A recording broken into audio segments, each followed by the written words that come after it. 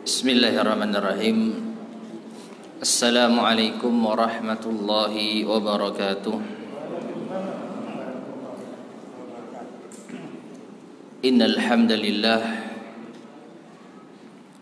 nahmaduhu wa nasta'inuhu wa nastaghfiruh wa na'udzu billahi min syururi anfusina wa min sayyiati a'malina.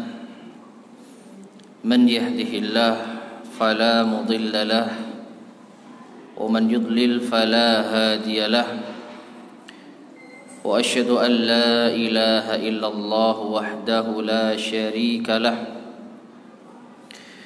وأشهد أن محمدا عبده ورسوله اللهم صل وسلم وبارك على نبينا محمد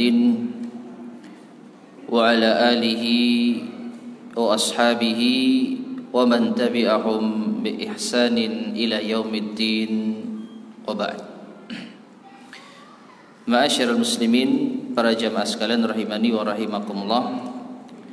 Alhamdulillah kita bisa melanjutkan kembali kajian kita membahas kitab Al-Kabair, dosa-dosa besar yang disusun oleh Al-Imam Adz-Dzahabi rahimahullahu ta'ala.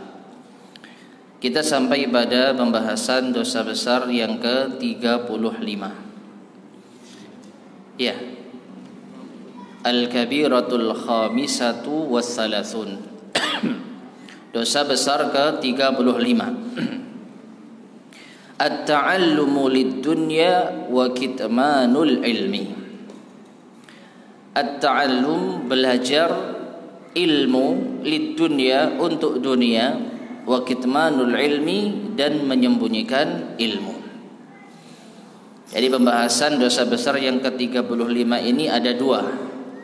Yang pertama, belajar untuk dunia. Yang dimaksud tentu saja adalah belajar ilmu agama. Ya, at-ta'allum lil ilmi syar'i. Belajar ilmu syar'i. Adapun kalau seseorang belajar ilmu dunia untuk mengharapkan dunia, maka ini hal yang diperbolehkan selama tidak bertentangan dengan syariat. Adapun mempelajari ilmu agama, tujuan utamanya adalah untuk mencari dunia. Inilah pembahasan kita saat ini. Ini yang pertama, belajar agama untuk mencari dunia. Dan yang kedua adalah kitmanul ilm, menyembunyikan ilmu. Menyembunyikan ilmu. Dan sekali lagi yang dimaksud dengan ilmu di sini adalah ilmu apa? Agama. Bukan ilmu dunia.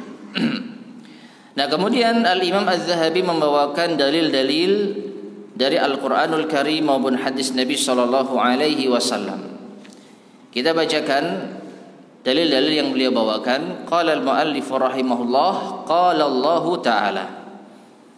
Allah Subhanahu wa taala berfirman, "Innama yakhsyallaha min ibadihil ulama." Innama yakhsyallaha min ibadihil ulama. Dalam surat Fatir ayat ke-28. Yang artinya, sesungguhnya hanyalah orang yang takut kepada Allah di kalangan hamba-hambanya itu para ulama. Itu para ulama. Ayat ini ma'asyiral muslimin rahimani wa rahimakumullah, jika kita perhatikan terkait dengan pembahasan kita, termasuk dosa besar adalah mempelajari ilmu agama untuk urusan apa? Dunia. Adalah pada firman Allah Subhanahu wa taala, innama yakhsyallaha, sesungguhnya orang yang takut kepada Allah. Siapa mereka? Al-ulama, para ulama. Orang-orang yang berilmu. Orang-orang yang memiliki ilmu agama. Nah, takut kepada Allah ini diantara fungsi ilmu. Di antara tanda seseorang itu memiliki ilmu yang benar, tatkala ilmu itu bisa mengantarkannya kepada khasyatullah, rasa takut kepada Allah. Berarti aktivitasnya di dalam menuntut ilmu itu benar, niatnya benar. Kenapa? Karena ilmu yang dia pelajari mampu menumbuhkan rasa takut kepada Allah. Dan ini diantara indikasi keikhlasan di dalam menuntut ilmu agama. Ya, sebaliknya, kalau seorang itu belajar ilmu agama namun tidak menumbuhkan rasa takut kepada Allah, berarti ada yang tidak beres dari dirinya. Ada yang salah dari niatnya. Oleh karena itu, ayat ini dibawakan oleh Imam Az-Zahabi untuk menunjukkan bahwasanya termasuk dosa besar tatkala seseorang itu mempelajari ilmu agama untuk urusan dunia. Tapi kalau supaya menumbuhkan rasa takut kepada Allah, ini bukan urusan dunia, ini urusan akhirat. Ya. Nah, seperti itu. Itu ayat yang pertama. Ayat yang kedua, wa qala ta'ala, dan Allah Ta'ala juga berfirman, Innal ladzina yaktumuna ma anzalna minal bayyinati wal huda min ba'di ma bayyanahu lin-nasi fil kitabi ulaika yal'anuhumullah wa yal'anuhumul la'inun.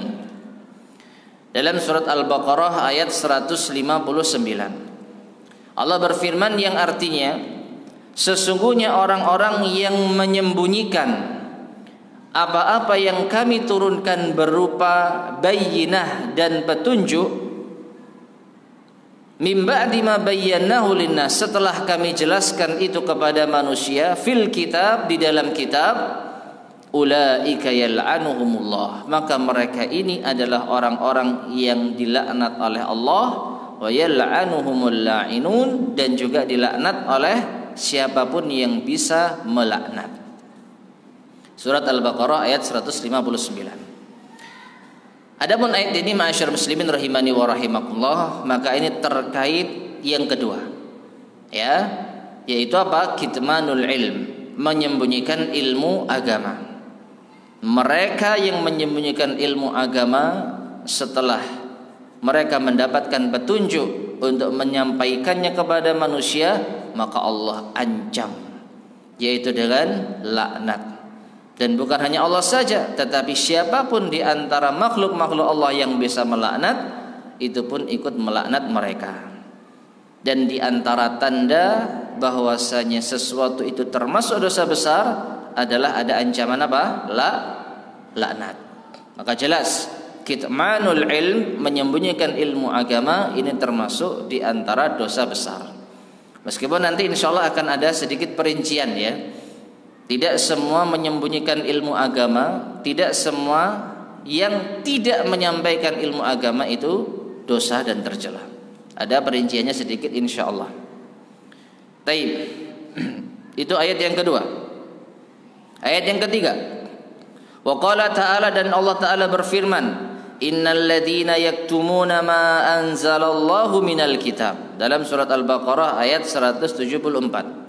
Sesungguhnya orang-orang yang telah menyembunyikan apa yang Allah turunkan berupa kitab. Ya, ini juga ancaman dari Allah Subhanahu wa taala bahwasanya ini merupakan perbuatan dosa. Dan ayat yang ketiga, ayat yang keempat, afwan. Wa qala ta'ala, Allah Ta'ala berfirman, wa id akhadallahu mitsaqal ladzina utul kitaba latubayyinunnahu lin-nasi wa la taktumunah fanabadhuhu wara'a zuhurihim. Dalam surat Ali Imran ayat 187. Yang artinya, dan ingatlah ketika Allah mengambil perjanjian dari ahli kitab agar kalian menjelaskannya kepada manusia. Itu kalian jelaskan kitab kepada manusia, wala taktumunah, dan jangan kalian sembunyikan. Namun fanabadhuhu wara'a zuhurihim, mereka campakkan di belakang punggung-punggung mereka. Artinya apa? Kitab yang telah mereka dapatkan tidak disampaikan kepada manusia. Berarti ini termasuk apa? Menyembunyikan ilmu agama. Dan dengan sebab inilah mereka termasuk di antara orang-orang yang menyimpang. Ahli kitab yang telah mendapatkan kitab dari Allah tetapi tidak disampaikan kepada umat manusia. Nah, inilah ma'asyar muslimin rahimani wa rahimakumullah, 4 ayat yang dibawakan oleh Al-Imam Az-Zahabi rahimahullah tentang dua perkara ini. Dosa besar yang ke-35 yaitu mempelajari ilmu agama untuk dunia dan menyembunyikan ilmu agama. Nah, sekarang kita beralih pada hadis-hadis Rasulullah sallallahu alaihi wasallam yang dibawakan oleh al-muallif rahimahullah. Wa qala an-nabiy sallallahu alaihi wasallam, dan Nabi sallallahu alaihi wasallam bersabda, "Man ta'allama ilman mimma yabtaghi bihi wajh Allah." Barang siapa yang mempelajari ilmu agama yang seharusnya dia mengharap dengannya wajah Allah, la yata'allamuhu, namun tidaklah ia mempelajarinya illa liyusiba bihi 'aradan minad dunya, melainkan untuk meraih bagian dari dunia, lam yajid 'arfal jannati yaumal qiyamah, maka ia tidak akan mencium bau surga pada hari kiamat. Arfal jannah yakni rihaha. Arfal jannah yang dimaksud adalah rihaha, yaitu bau surga. Rawahu Abu Dawud bi isnadin sahihin. Hadis ini diriwayatkan oleh Abu Dawud dengan sanad yang sahih. Taib. Sisi pendalilan hadis ini jelas ya jamaah sekalian rahimani wa rahimakumullah. Tatkala Rasulullah sallallahu alaihi wasallam menyampaikan siapa yang mempelajari ilmu agama yang seharusnya dia mengharap dengannya wajah Allah, yang seharusnya ikhlas. Ya. Seseorang yang harusnya belajar agama itu ikhlas lillahi ta'ala, namun ternyata tidak ada tujuannya untuk menuntut ilmu agama, melainkan untuk meraih bagian dari dunia. Perhatikan di sini ma'asyal muslimin rahimani wa rahimakumullah. La yata'allamuhu illa. Ini di antara hal yang penting untuk kita perhatikan. La yata'allamuhu illa. Tidaklah ia menuntut ilmu agama kecuali karena, ini menunjukkan apa? Tujuan utama. Orang yang tujuan utamanya belajar agama untuk dunia, maka terkena hadis ini, tidak mencium bau surga. Ya, motivasi utamanya belajar agama itu apa? Murni untuk urusan dunia. Maka inilah yang dimaksud di dalam hadis ini. Dan urusan dunia banyak jamaah sekalian rahimani wa rahimakumullah. Bisa harta, tahta, kedudukan, ya, keterkenalan, dikenal orang dan lain sebagainya. Kalau niat utamanya adalah untuk itu, maka masuk di dalam hadis ini. Ancamannya apa? Berat. Tidak akan mencium bau surga. Dan tentang bau surga ini banyak di antara hadis-hadis yang lain yang menjelaskan padahal bau surga itu sudah tercium dari jarak kada wa kada, yang menunjukkan apa? Jarak yang sangat jauh. Jadi orang kalau mau masuk surga dari kejauhan saja sudah bisa mencium bau surga. Nah, kalau ternyata ada orang yang tidak bisa mencium bau surga, maka alamat dia tidak masuk surga. Ya, alamat dia tidak masuk surga. Jangankan masuk surga, mencium baunya saja tidak. Maka ini adalah ancaman yang besar bagi orang yang tidak ikhlas di dalam menuntut ilmu agama. Adapun ma'asyar muslimin rahimani wa rahimakumullah, ketika seseorang mempelajari ilmu agama yang niatnya lillahi ta'ala, namun dengan itu dia mendapatkan bagian dari dunia, maka tentu ini tidak menjadi masalah. Ya, karena seorang ustadz misalnya kemudian dihormati, karena seorang alim kemudian yaitu apa? diberikan pelayanan dan lain sebagainya, yang mana itu bukan niat utama. Itu bukan niat utama. Maka tentu saja hal ini tidak mengapa. Meskipun tetap saja seseorang harus senantiasa memperbaiki niatnya. Dan niat itu ada di dalam apa? Hati. Jangan sekali-kali kita menghukumi niat seseorang. Perhatikan ini ya. Tatkala kita menjumpai seorang alim, seorang yang berilmu, kok ternyata dia mendapatkan bagian dari dunia, lalu kita suudzon, oh ternyata dia belajar ilmu untuk ini toh. Hati-hati. Jangan sekali-kali kita menghukumi niat seseorang, karena hanya dia dan Allah saja yang tahu niatnya. Ya, adapun dugaan, sangkaan, maka kebanyakan ini adalah dosa. Ya, sebagian atau kebanyakan dari dugaan itu adalah dosa. Adapun kalau memang ternyata dia menginginkan dunia dengan ilmunya, yaitu urusan dia dengan Allah Subhanahu wa taala, kita tidak dirugikan sedikit pun juga. Maka jangan kita menerka-nerka isi hati orang. Nah, seperti itu. Taib. Kemudian kata al-muallif rahimahullah taala, wa qad marra haditsu Abi Hurairah radhiyallahu anhu fi thalathati alladziina yushabuna ilan nar. Dan sungguh telah kita lewati hadis Abu Hurairah tentang 3 golongan yang dilemparkan ke dalam api neraka. Ahaduhumul ladzi yuqalu lahu, salah seorang di antara mereka yang telah dikatakan kepadanya, innama ta'allamta liyuqala alimun wa qad qil. Sesungguhnya engkau belajar agama agar disebut sebagai seorang yang alim. Ini dunia. Ya, ketika dia mempelajari ilmu agama, tujuan utamanya agar diakui sebagai seorang alim. Ya, maka ini jelas keinginan duniawi. Waqad qila, dan sungguh ia telah mendapatkannya. Ya, pujian itu telah didapatkan. Dan ini setelah kita pelajari ya, ma'asyiral muslimin rahimani wa rahimakumullah, pada dosa besar yang keberapa? 33, ar-riya, ya, riya. Hadis utamanya adalah hadis ini. 3 orang yang pertama kali yaitu dihadapkan di hadapan Allah Subhanahu wa taala, lalu Allah Subhanahu wa taala menyingkap isi hati mereka. Yang pertama seorang yang berjihad, yang kedua orang yang belajar dan mengajar ilmu agama dan pandai Al-Qur'an, dan yang ketiga siapa? Orang yang berinfak, ya. Kesemuanya mereka ngaku ikhlas lillah, namun ternyata Allah singkap hakikat yang sebenarnya. Mereka semua hanya ingin pujian. Mereka hanya ingin, yaitu apa? Pengakuan, bukan lillahi ta'ala. Taib. Berikutnya, wa an Yahya ibni Ayyub an ibni Jurayjin an Abi Zubair an Jabirin marfu'an.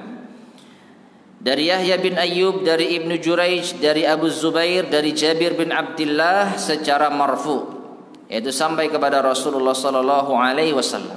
Qal, beliau bersabda, la tata'allamul ilma litubahu bihil ulama au tumaru bihi sufaha wala tahizu atau wala tahayyazu bihil majalis faman fa'ala dzalika fannaru annar atau fannaru annaru. Yang artinya, kata Nabi SAW, janganlah kalian mempelajari ilmu agama untuk merasa hebat di hadapan para ulama, ya, untuk memperlihatkan kehebatan di hadapan para ulama, ya, agar diakui kehebatannya oleh para ulama, atau untuk mendebat orang-orang bodoh, ya, atau untuk mendebat orang-orang bodoh. Dan jangan pula kalian yaitu menonjol di majelis. Artinya jangan kalian merasa ingin menonjolkan diri di majelis-majelis. Mengapa?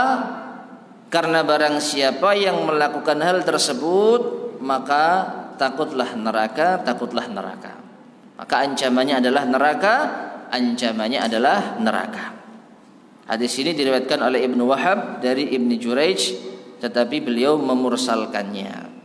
Naam, adapun kata Imam Az-Zahabi, ini hadis dari Jabir secara marfu.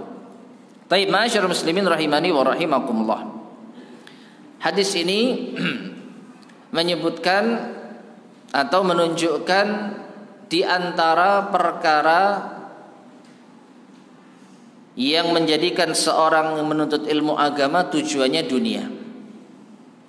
Apa itu? Ada 3. Untuk membanggakan dirinya di hadapan para ulama.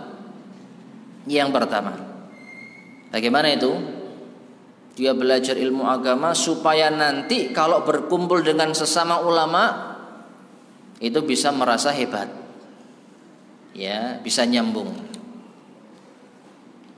supaya mendapat pengakuan para ulama, biar nggak malu, ya. Intinya pengakuan supaya diakui keilmuannya oleh para ulama. Ini yang pertama. Yang kedua, autumaru bihi sufaha, untuk mendebat orang-orang bodoh. Jadi ingin adu keahlian debat supaya merasa hebat, supaya bisa mengalahkan orang-orang bodoh.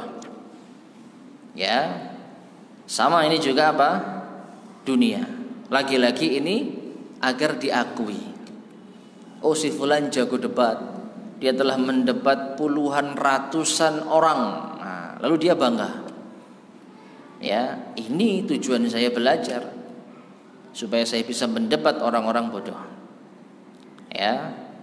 Padahal thariqah di dalam Islam, cara di dalam Islam tidak serta-merta debat. Ya. Debat memang salah satu, tetapi tidak harus debat. Ud'u ila sabili rabbika bil hikmati wal mau'izatil hasanah wajadilhum billati hiya ahsan. Serulah ke jalan Tuhanmu bil hikmah, dengan hikmah, sampaikan dengan baik. Wal mau'izatil hasanah, dan dengan pelajaran yang baik pula. Ya, dan terkadang debatlah mereka dengan yang baik. Tidak serta-merta semua orang bodoh itu perlu didebat. Ada kalanya didiamkan, ada kalanya dibiarkan, ada kalanya diabaikan. Yang penting telah tersampaikan, selesai, tanggung jawab kita. Nah, ini kalau ada orang yang kerjaannya debat untuk mendapatkan pengakuan kehebatan debat, maka ini termasuk menuntut ilmu agama menginginkan dunia. Itu yang kedua. Sedangkan yang ketiga adalah wala tahayyazu bihil majalis, dan jangan kalian menonjolkan diri di majelis. Jangan kalian, yaitu apa? Merasa hebat sehingga nampak menonjol di majelis. Ya, ini termasuk juga apa? Keinginan untuk dunia, ya, supaya nanti kalau di majelis kelihatan kehebatannya, nampak banyak hafalannya, nampak paham tentang kajian yang disampaikan, pelajaran yang disampaikan. Nah, ini semua adalah termasuk bagian dari menuntut ilmu agama demi meraih keuntungan dunia. Makanya tadi saya sampaikan, keuntungan dunia bukan hanya harta, kedudukan, pengakuan pun juga dunia. Kalau nggak diakui nesu, ya, kalau nggak dianggap sebagai orang alim sedih.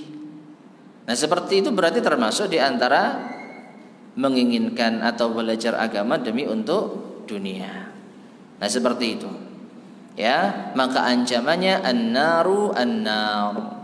Ya, neraka dan neraka. 2 kali Rasulullah SAW mengancam neraka orang yang belajar agama untuk tujuan-tujuan ini.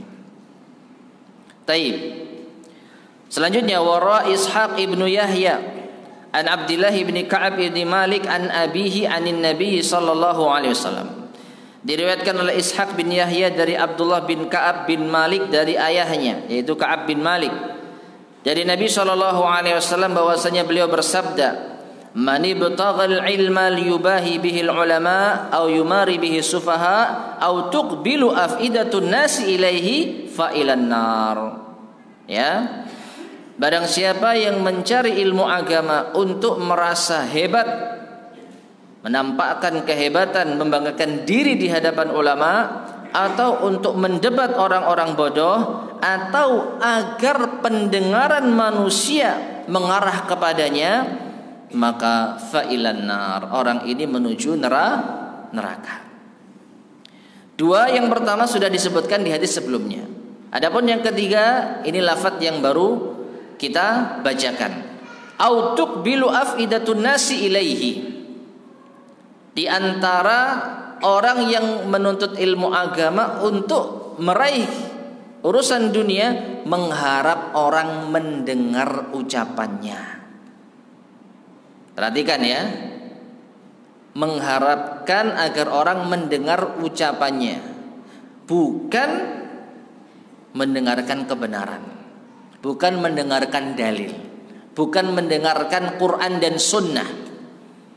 Kalau sekiranya ada orang yang belajar ilmu agama demi untuk menyampaikan Quran dan Sunnah, maka tentu saja ini bukan masuk bab kita. Saya belajar untuk apa? Supaya manusia tahu, faham Quran dan Sunnah. Ya, ini bukan masuk bab kita. Tetapi kalau dia niatnya agar orang-orang dengar ceramah saya, agar orang-orang mau menerima dakwah saya, meskipun konten dakwahnya Quran dan Sunnah, tapi yang ditonjolkan dirinya, bukan kebenaran yang dia sampaikan. Sehingga misalnya apabila ada orang yang tidak mendengar kajiannya, dia sedih, padahal dia mendengar kajian dari ustadz yang lain. Bisa dipahami enggak? Kalau orang itu ikhlas, siapapun orangnya yang mau mendengarkan kajian Quran dan Sunnah dari dai, ustadz, ulama siapapun, nggak ada masalah. Ya, lo mau kemana? Oh, mau menghadiri kajian ustadz fulan. Lo kok nggak ngaji sama saya saja sih? Ya, bisa dipahami nggak? Kok nggak ngaji di sini saja? Ngapain ke ustadz fulan? Kok sama-sama ngajarkan Quran dan Sunnah. Nah, perhatikan jamaah sekalian rahimani wa rahimakumullah. Dia mengharapkan orang mendengarkan apa? Mendengarkan ceramahnya, mendengarkan kajiannya. Makna dari sabda Nabi SAW, au tuqbilu afidatun nasi ilaihi, yaitu untuk mengharapkan manusia menghadap, telinganya itu dipasang untuk dirinya, untuk didengarkan. Dan lagi-lagi ini masalah niat. Apa yang tadi kita sampaikan, ucapan-ucapan tadi itu indikasi saja ya. Kita nggak tahu niatnya. Barangkali ada seorang yang memang kenapa nggak di sini saja, kan di sini lebih dekat, nggak perlu jauh-jauh. Ya, bisa saja benar. Tapi ini apa? Perlu untuk kita waspadai. Ya, kalau niatnya ternyata memang ingin agar orang itu mendengarkan ceramahnya, tidak kepada yang lain, maka ini yang perlu untuk kita waspadai. Taib. Wa fi lafdhin, dan dalam sebagian riwayat adkhalahu Allahu nar, maka Allah akan masukkan dia ke dalam neraka. Akhrajahu Tirmidzi lakin Ishaq wahin. Hadis ini dikeluarkan oleh Imam Tirmidzi, tetapi Ishaq salah seorang periwayat atau perawi dari hadis ini wahin, lemah. Taib. Selanjutnya, wa qala an-nabiy sallallahu alaihi wasallam, dan Nabi sallallahu alaihi wasallam bersabda, man su'ila an ilmin fakatamahu, barang siapa yang ditanya tentang ilmu lalu dia sembunyikan, uljima yaumal qiyamati bilijamin min nar, maka ia akan diberikan pakaian pada hari kiamat dengan pakaian yang terbuat dari api, ya, terbuat dari neraka. Isnaduhu sahihun, rawahu Atha an Abi Hurairah. Hadis ini sanadnya sahih dan juga diriwayatkan oleh Atha dari sahabat Abu Hurairah radhiyallahu taala anhum. Taib. Wa qala Abdullah ibnu Ayyas al-Qatbani an abihi an Abi Abdurrahman al-Habli an Abdullah ibni Amr anna Rasulullah sallallahu alaihi wasallam qala, dari Abdullah bin Ayyas, dari Abdullah bin Amr, bahwasanya Rasulullah sallallahu alaihi wasallam bersabda, man kataba ilman aljamahu Allahu yaumal qiyamah bilijamin minan nar, barang siapa yang menyembunyikan ilmu agama, maka Allah akan memberikan pakaian baginya pada hari kiamat yang terbuat dari api neraka. Qala al-Hakim selaku imam yang meriwayatkan hadis ini berkata, ala syartihima, hadis ini sesuai dengan syarat Bukhari Muslim, wala a'lamu lahu illatan, dan aku tidak mengetahui hadis ini memiliki cacat. Artinya hadis ini menurut Imam Al-Hakim hadis yang bisa diterima. Taib ma'asyar muslimin, para jamaah sekalian rahimani wa rahimakumullah. Menyembunyikan ilmu termasuk dosa besar. Ya, tatkala seseorang bertanya tentang ilmu lalu kita tahu tapi tidak kita sampaikan, maka ini termasuk dosa besar. Ancamannya adalah akan diberikan pakaian pada hari kiamat terbuat dari api neraka. Tentu ini sudah menunjukkan kalau ini dosa besar. Namun ada perincian yang tadi saya sampaikan, ya, yang tadi saya singgung, bahwasanya menyembunyikan ilmu, tidak menyampaikan ilmu, ada kalanya diperbolehkan, ada kalanya bukan merupakan dosa besar. Yaitu kapan? Di antaranya yang pertama, tatkala dia tidak tahu ilmunya. Ya, tatkala dia tidak tahu ilmunya. Ditanya tentang suatu permasalahan lalu dia mengatakan saya tidak tahu. Ya, sehingga dia tidak menjawab, maka ini bukan termasuk kitmanul ilm. Perhatikan jamaah sekalian, tidak semua yang kita ketahui, tidak semua yang pernah kita tahu itu bisa kita sampaikan. Ada kalanya mungkin kita salah faham, ada kalanya mungkin ada bagian yang tidak kita ketahui. Ya, kalaupun kita mengetahui, maka cukup sampaikan apa yang kita ketahui saja. Yang pernah saya dengar seperti ini, sudah sama persis. Jangan ditambah-tambahi, jangan ditambahi analisanya. Tapi menurut saya hadis ini demikian. Menurut saya begini. Nah, ini bahaya. Ya, lebih baik dia diam, tidak menyampaikan apa-apa. Maka orang yang diam ketika ditanya pada perkara yang tidak dia ketahui atau kurang ia fahami, bukan termasuk menyembunyikan apa? Ilmu. Meskipun dia dipaksa. Loh, kamu kan pernah sih ngaji sama ustadz itu tentang pembahasan itu. Iya, tapi saya takut salah. Ayo, jangan kamu sembunyikan ilmu. Misalnya kita diancam gitu. Bukan sembunyikan ilmu, tapi saya takut salah, takut kurang benar dalam menyampaikan. Maka orang semacam ini benar sikapnya tatkala diam, tidak menyampaikan yaitu apa yang ada di benaknya. Ini yang pertama. Yang kedua, ada kalanya orang yang tidak menyampaikan ilmu karena memang dipaksa oleh yang berwenang. Ya, dalam hal ini misalnya apa, pemerintah kaum muslimin ketika melarang seorang dai, seorang ulama, seorang ustadz untuk menyampaikan ilmu. Ya, sehingga kita apa? Diam. Sehingga kita tidak berani menjawab.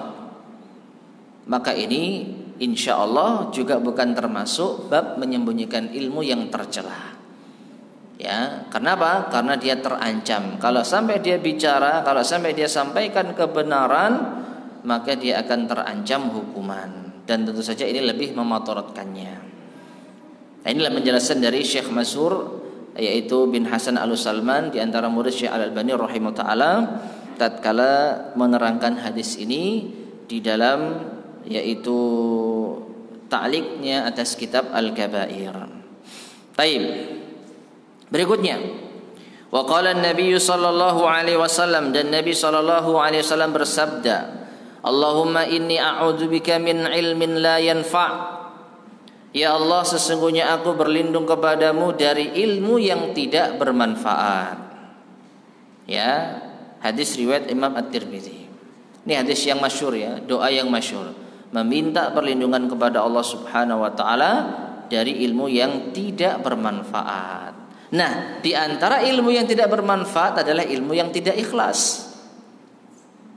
Ilmu yang dia dapatkan justru menjerumuskannya ke dalam api neraka. Manfaat gak ilmu tersebut? Tidak. Meskipun bermanfaat bagi orang lain. Misalnya ada seorang yang dia itu pandai agama, faham agama, tapi niatnya bukan lillahi ta'ala, untuk dunia. Tapi dari ceramahnya ada orang yang mengambil manfaat. Ya, maka bukan itu yang dimaksud. Yang dimaksud adalah manfaat untuk dirinya. Itu yang paling utama. Kalau ilmu itu tidak bermanfaat untuk dirinya sendiri, maka manfaat untuk orang lain tidak dianggap. Karena dasarnya sudah nggak ikhlas. Adapun orang lain mendapatkan yaitu cipratan faidah dari dirinya, maka ini ya sudah rezekinya dia. Orang lain dapat manfaat dari orang yang nggak ikhlas, itu rezekinya dia. Tapi orang yang nggak ikhlas ini tetap akan diperhitungkan nanti pada hari kiamat. Nah seperti itu. Ya makanya Rasulullah mengajarkan kita berdoa, Allahumma inni a'udzubika min ilmin la yanfa. Dan ini termasuk di antara cara kita agar dihindarkan dari ilmu-ilmu yang tidak bermanfaat. Di antaranya ilmu yang tidak ikhlas. Ya. Jangan mentang-mentang kita mungkin sudah sering belajar keikhlasan tapi kita lupa berdoa. Tetap ya, kita belajar terus, kita ngaji terus, kita berusaha juga terus, dan jangan lupakan doa. Ya. Di antara doanya ini, Allahumma inni a'udzubika min ilmin la yanfa. Selanjutnya, wa anin Nabi sallallahu alaihi wasallam, dan juga dari Nabi sallallahu alaihi wasallam beliau bersabda, Man ta'allama ilman li ghairillah aw arada bihi ghairallah falyatabawwa maq'adahu minan nar.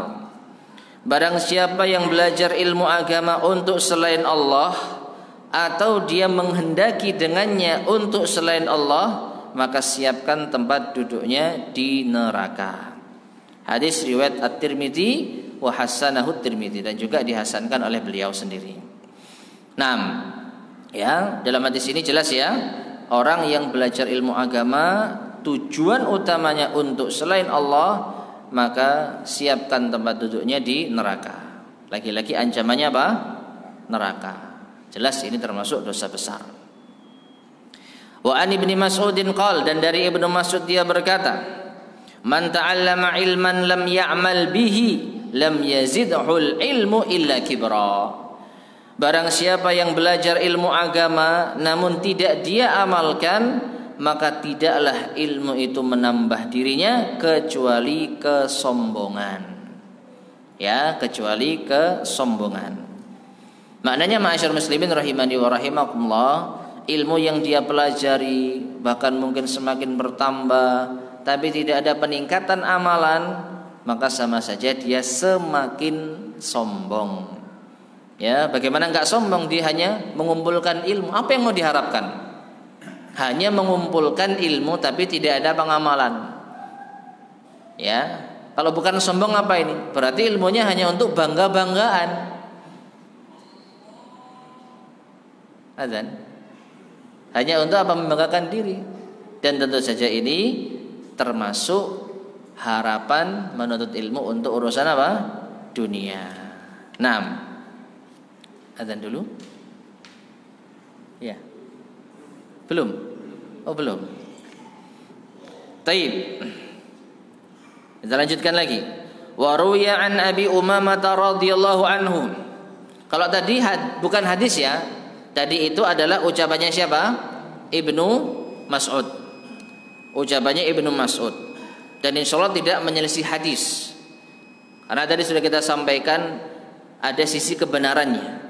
Orang yang belajar agama terus-menerus tapi tidak diamalkan, maka ilmunya itu justru akan mengantarkan kepada kesombongan. Dan ini waqi', nyata. Ya, ngapain dia belajar ilmu banyak-banyak tapi nggak diamalkan? Buat apa coba? Tidak lain kecuali untuk membanggakan diri. Ya, banyak hafalannya, yaitu banyak pengetahuannya, tapi minim pengamalan. Nah, sudah. Nah, kalau ini sudah. Fadhal bisa adzan terlebih dahulu.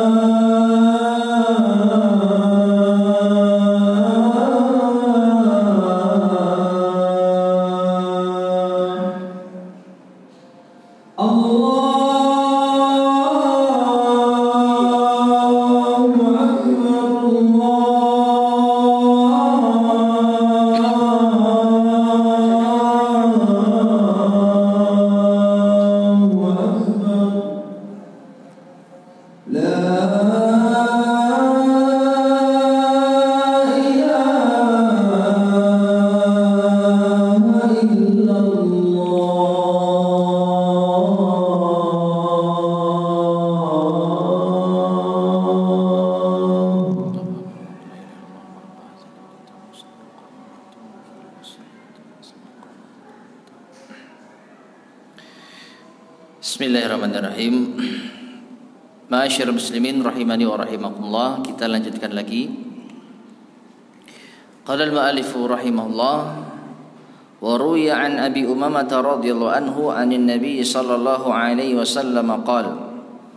Diriwayatkan dari Abu Umamah dari Nabi sallallahu alaihi wasallam bahwasanya beliau bersabda, Yuja'u bil 'alimi su' yaumal qiyamati fayuqdhafu fi jahannam fayaduru biqasbihi kama yadurul himaru birraha fayuqalu bima laqita hadha wa inna mahtadaina bik fayaqul kuntu ukhalifukum ila ma anhaakum anhu. Yang artinya didatangkan seorang yang alim, seorang yang memiliki ilmu, namun dia berada di atas keburukan pada hari kiamat. Lalu dia dilempar ke dalam jahanam. Lalu ususnya itu diputar sebagaimana keledai mengitari alat tumbuk. Ya. Jadi ada tiang di tengah, lalu keledai ini berputar, diikat. Tujuannya untuk menumbuk gandum. Nah, pada hari kiamat orang alim yang buruk ini yang dijadikan tali ususnya. Jadi ususnya diikat di tiang lalu dia diputar. Ini menunjukkan siksa atau nikmat? Siksa, tentu saja siksa. Bukan nikmat seperti ini. Ya, maka dikatakan, mengapa kau mendapatkan hal semacam ini, padahal kami dahulu di dunia mendapatkan petunjuk darimu. Ini menunjukkan jamaahnya dapat manfaat dari ilmunya. Umat mendapatkan faidah dari ilmunya. Tapi mengapa justru kamu seperti ini? Maka orang alim ini pun mengatakan, aku telah menyelisihi kalian pada yang aku larang kepada kalian. Aku larang kalian tetapi aku sendiri menyelisihinya. Ya. Jadi ilmu yang disampaikan tidak diamalkan, larangan yang disampaikan tidak dikerjakan. Ya, contohnya apa? Wahai jamaah, kalian jangan mencuri, jangan korupsi, haram, neraka. Tapi dia mencuri dan korupsi. Ya, ini contoh sederhananya. Ya, menyelisih apa yang dia ucapkan, melarang orang tapi dia sendiri melakukannya. Naam.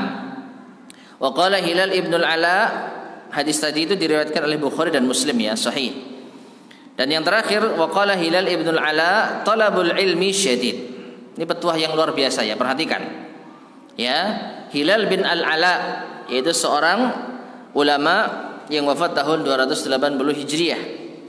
Beliau mengatakan, talabul ilmi syadid. Belajar ilmu agama itu berat. Wa hifdhuhu asyaddu min talabih. Dan menjaganya lebih berat dari mempelajarinya. Wal amalu bihi asyaddu min hifdhihi.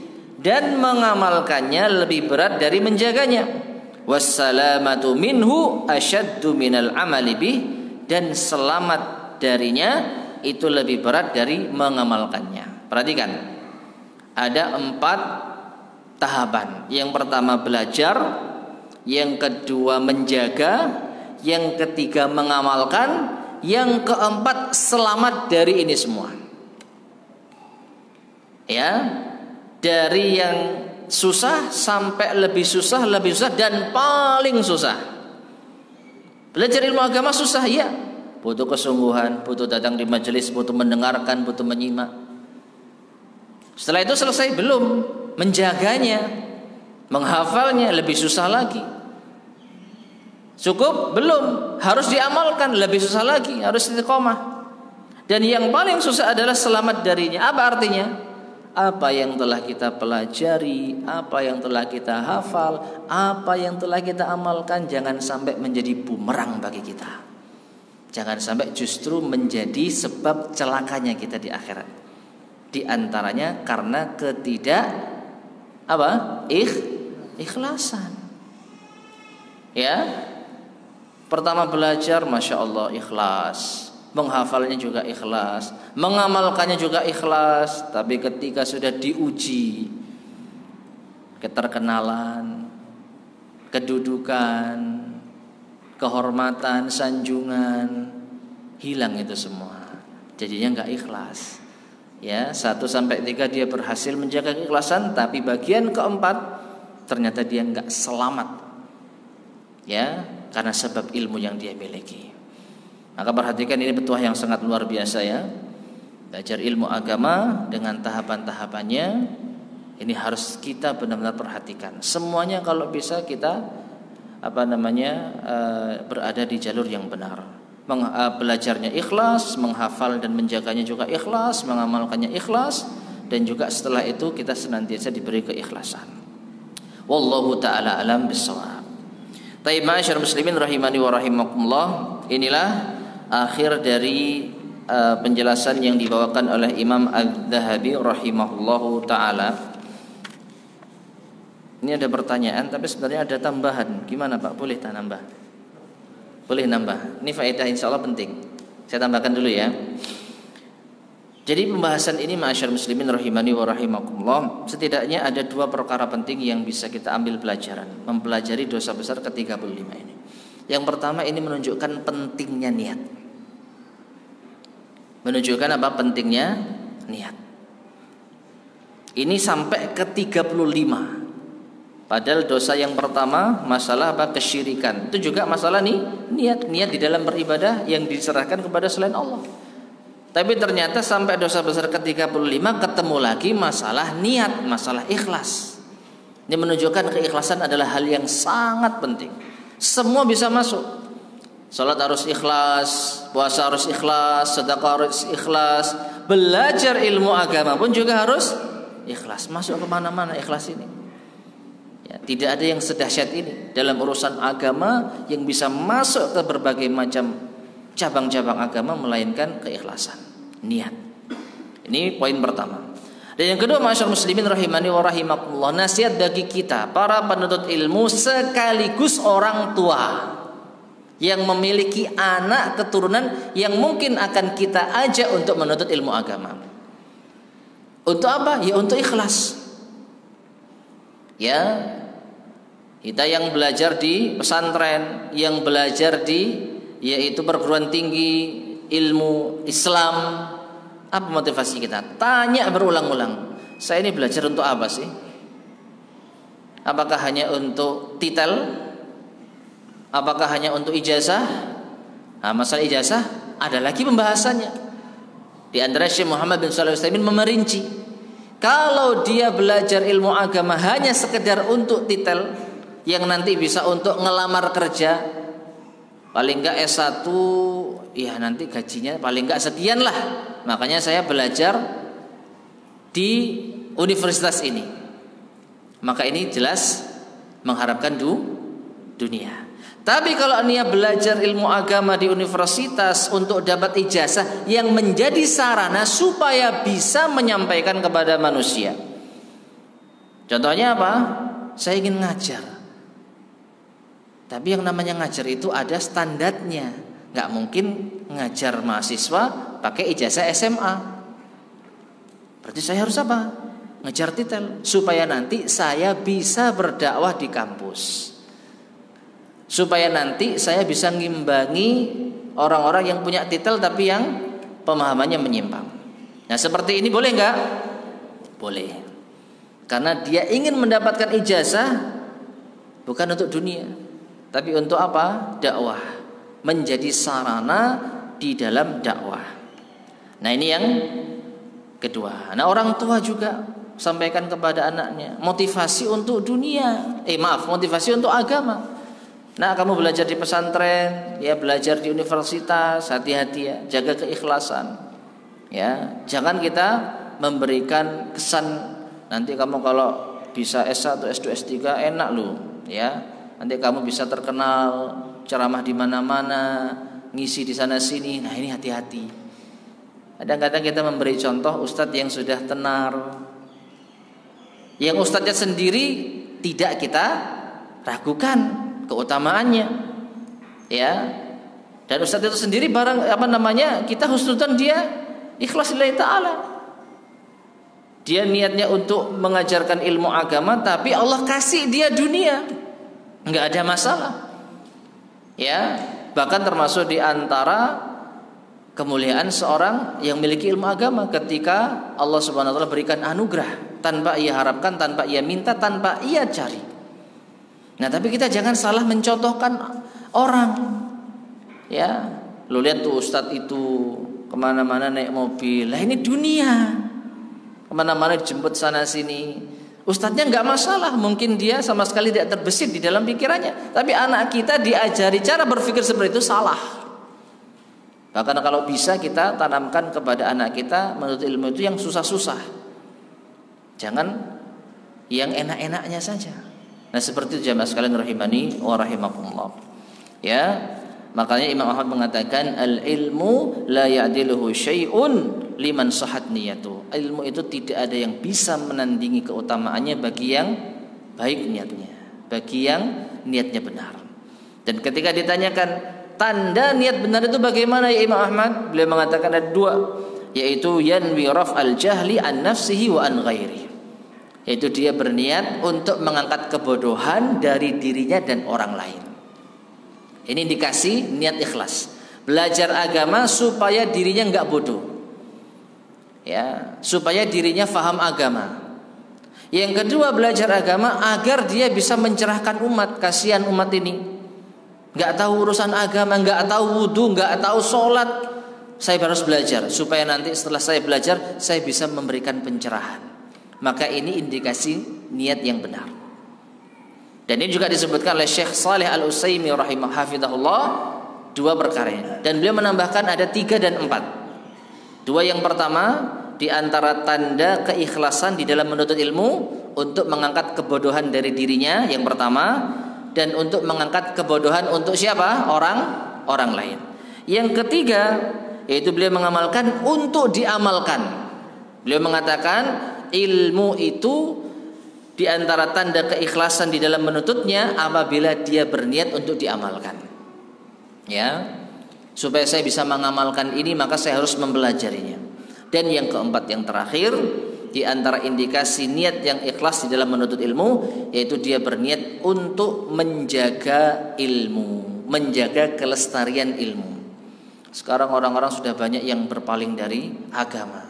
Maka saya belajar agama supaya saya bisa, yaitu menjaga ilmu tetap ada.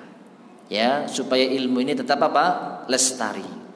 Dan tentu saja ini lebih ditekankan bagi seorang ulama yang ahli, ya, dalam masalah-masalah tertentu. Wallahu taala alam bissawab. Baik, ma'asyiral muslimin rahimani wa rahimakumullah, sebelum kita akhiri ada satu pertanyaan. Bismillahirrahmanirrahim. Afwan Ustaz, izin bertanya, bagaimana hukumnya jika seorang ustadz mematok harga untuk ceramah, dan apabila ustadz tersebut tidak diberi uang sesuai patokannya, maka beliau tidak mau mengisi ceramah karena hal tersebut. Bagaimana hukumnya ustadz? Tayyib, ma'asyiral muslimin rahimani wa rahimakumullah. Jujur saja ini perlu perincian ya. Meskipun secara fitrah seperti ini nggak benar. Setuju nggak? Mematok ceramah dengan harga tertentu, kalau tidak dipenuhi nggak mau. Secara fitrah manusia benar nggak seperti ini? Ya, kalau mematoknya murah nggak ada masalah, kalau mematoknya tinggi ini jadi masalah. Namun memang permasalahan ini diperselisihkan oleh para ulama. Ada yang membolehkan secara mutlak, ada yang tidak membolehkan secara mutlak, ada yang diperinci. Dan kalau sudah berbicara diperinci ini panjang. Ya, panjang pembahasannya.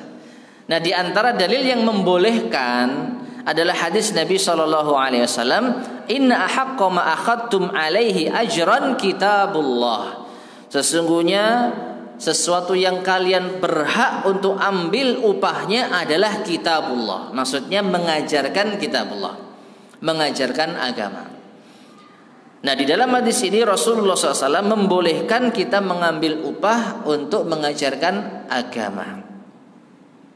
Ya, namun sebagian para ulama merinci, di antaranya tidak berlebihan, sesuai kebutuhan, dan tidak meminta-minta, alias diberi diterima, tidak ya juga tidak perlu meminta. Oleh karena itu mematok harga, wallahu a'lam bishawab, ya, kalau saya pribadi ini merupakan perbuatan yang tidak pantas yang dilakukan oleh seorang dai, seorang penceramah, ya, dan tentu saja ini akan mengurangi keikhlasan. Meskipun kita tidak memungkiri hal ini dibolehkan dengan ketentuan. Hal ini dibolehkan dengan ketentuan. Ya, wallahu a'lam bishawab.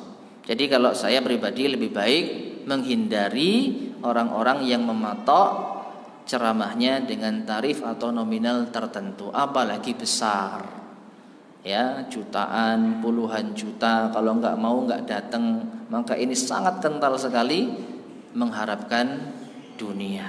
Wallahu taala alam bissawab. Baik jamaah sekalian rahimani wa rahimakumullah, kita akhiri kajian kita pada malam hari ini, semoga bermanfaat. Kurang lebihnya saya mohon maaf. Subhanakallahumma bihamdika asyhadu an la ilaha illa anta astaghfiruka wa atubu ilaik.